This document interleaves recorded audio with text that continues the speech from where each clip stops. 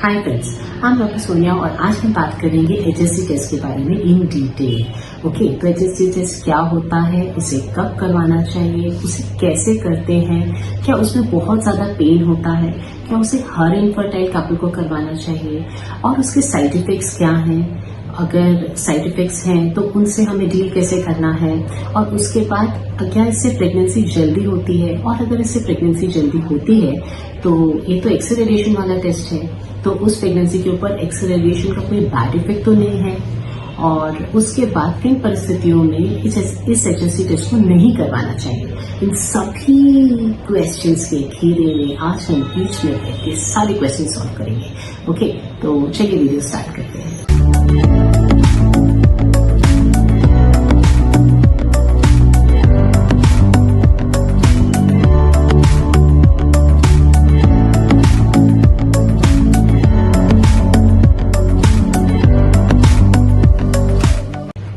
तो पहला question start करते हैं। First question is HSC test क्या होता है। तो देखिए, HSC टेस्ट जो है वो एक तरह का ट्यूब टेस्ट है।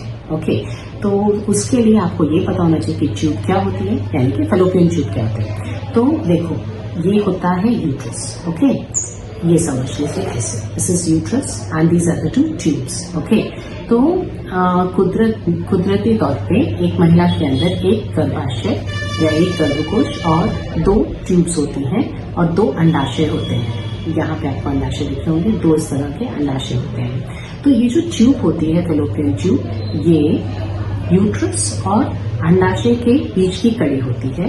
ये अराउंड 10 सेंटीमीटर तक लॉन्ग हो सकती है और इसका एक सिरा जो होता है थोड़ा सा पतला और यहाँ से जाते जाते वो थोड़ी सी मोटी सी हो जाती है और यहाँ पे फिम्ब्रियल एंड हम इसे बोलते हैं, जो कि फिंगर जैसे प्रोजेक्शंस होते हैं उसमें। ठीक है, ये ओवरी से एग को यहाँ पे लेने में हेल्प करते हैं। अब मैं आपको बताती हूँ इसके फंक्शंस क्या होते हैं, इसकी इंपॉर्टेंस क्या है। तो ये ट्यूब इसलिए इम्पोर्टेंट है बिकॉज जो बेसिक फंक्शंस होते हैं वो इसी ट्यूब के थ्रू होते हैं, जैसे कि एग को ओवरी से यहाँ ट्यूब में लेके आना।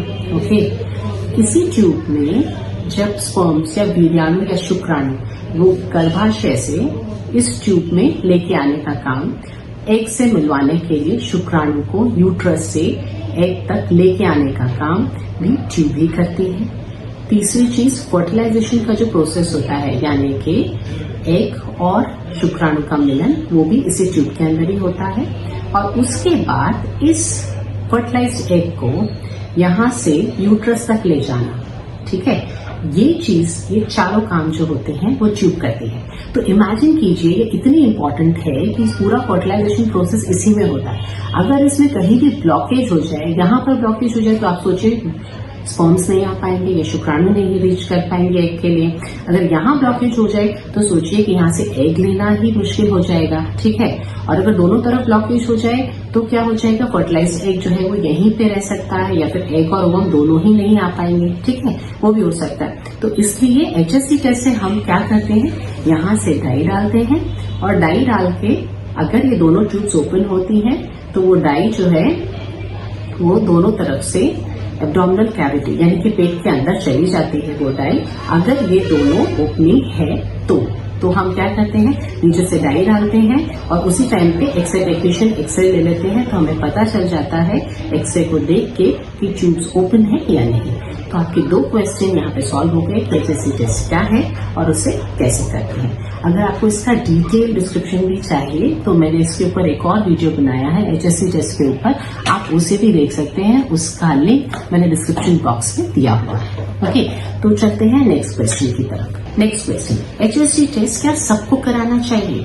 जी नहीं। देखिए, जब एक इनफर्टाइल कपल होता है, यानी कि ऐसा कपल जो 1 साल तक अनप्रोटेक्टेड इंटरकोर्स करने के बाद भी कंसीव नहीं हो रहा है, उस कपल के लिए HSC टेस्ट करवाना चाहिए। ओके, तो क्या सारे इनफर्टाइल कपल्स को सबसे पहले HSC टेस्ट ही करवा लेना चाहिए? जी नहीं, ऐसा भी नहीं होता, क्योंकि आपको पहले देखना होता है। जब आप अपने गायनेक के पास जाते हैं आपकी इनफर्टिलिटी की प्रॉब्लम लेके या पांचपन की प्रॉब्लम लेके, तो वो आपसे सबसे पहले आपकी हिस्ट्री लेते हैं। मोस्ट इम्पॉर्टेंट है आपकी पूरी हिस्ट्री जानना।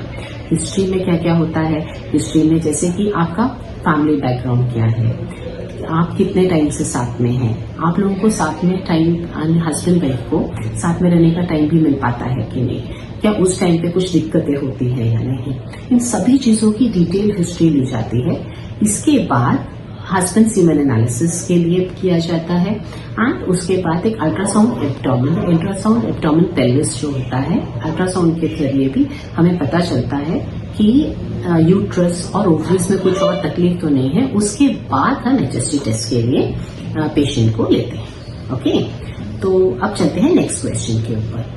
Next question is HSG test कब करवाना चाहिए। देखिए, HSG टेस्ट करवाने से पहले we have to be very sure कि पेशेंट प्रेग्नेंट नहीं है, तो इसलिए हम इसे पीरियड्स के पहले 10 दिन के अंदर ही करते हैं, यानी कि फर्स्ट हाफ ऑफ साइकिल में ही HSG टेस्ट को किया जाता है। नेक्स्ट क्वेश्चन, क्या HSG टेस्ट बहुत पेनफुल होता है। देखिए, HSG टेस्ट थोड़ा पेनफुल तो होता है और इसके लिए आपके डॉक्टर HSG टेस्ट से पहले आपको कुछ मेडिसिन और क्या इंजेक्शंस देते हैं ताकि आप उस पेन को आराम से बेयर कर सके और कोई भी इस तरह की प्रॉब्लम ना हो आपको। ठीक है, तो इसमें बहुत ज्यादा परेशानी वाली बात है, इतना ज्यादा पेनफुल नहीं होता है।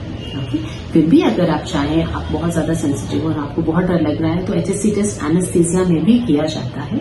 आप अपने गायनेकोलॉजिस्ट से इस विषय में पूरी तरह से डिस्कस कर सकते हैं।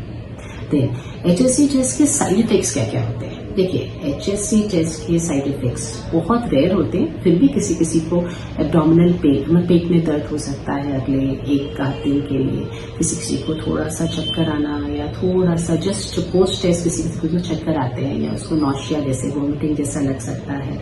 ठीक है, इसके अलावा किसी को माइल्ड इन्फेक्शियस सिम्टम्स कुछ ऐसे हो सकते हैं, बट अगर कोई एलर्जिक है डाई से या किसी भी चीज से, तो उसको जो है मैनेज करने के लिए ऑलरेडी हॉस्पिटल में सभी चीजें मौजूद होती हैं। तो ये जो साइड इफेक्ट्स बहुत ही रेयर होते हैं, तो इनसे डरने की कोई भी जरूरत नहीं है। नेक्स्ट, क्या HSG टेस्ट से प्रेगनेंसी जल्दी होती है। जी हाँ, देखिए, HSG टेस्ट से प्रेगनेंसी जल्दी होती है तो कैसे होती है ये समझना जरूरी है।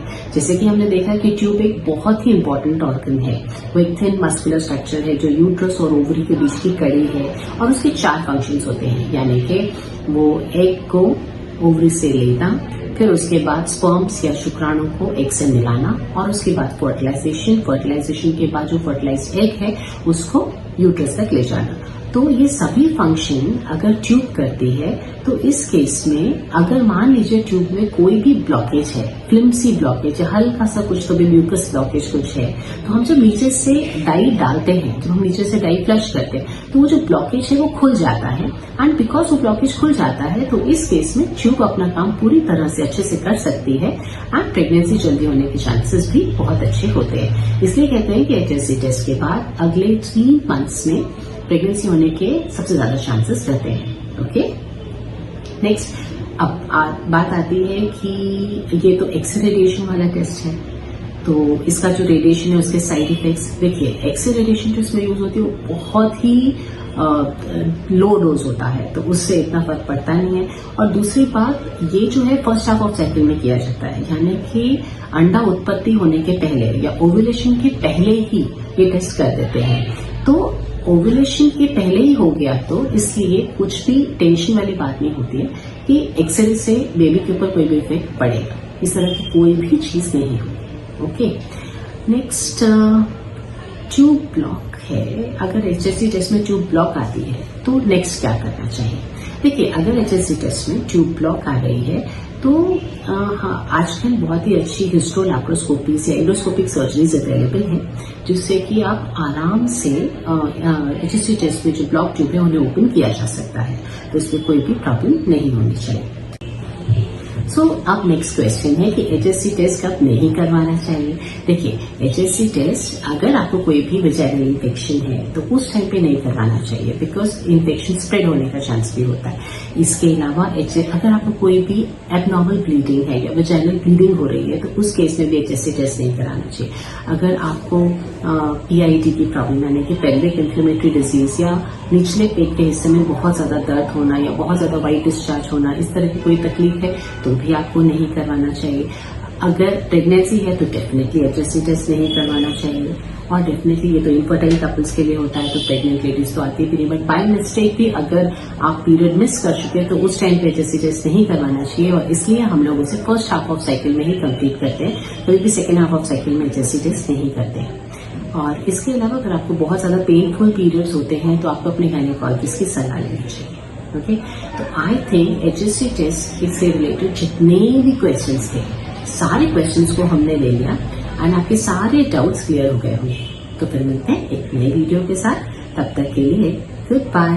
अगर आपको वीडियो अच्छा लगा तो आप उन्हें जरूरतमंद लोगों के साथ शेयर कीजिए, एंड अगर आप चाहें तो उसे लाइक भी कर सकते हैं। ओके, सो तब तक के लिए एक नए वीडियो में मिलते हैं। Good bye.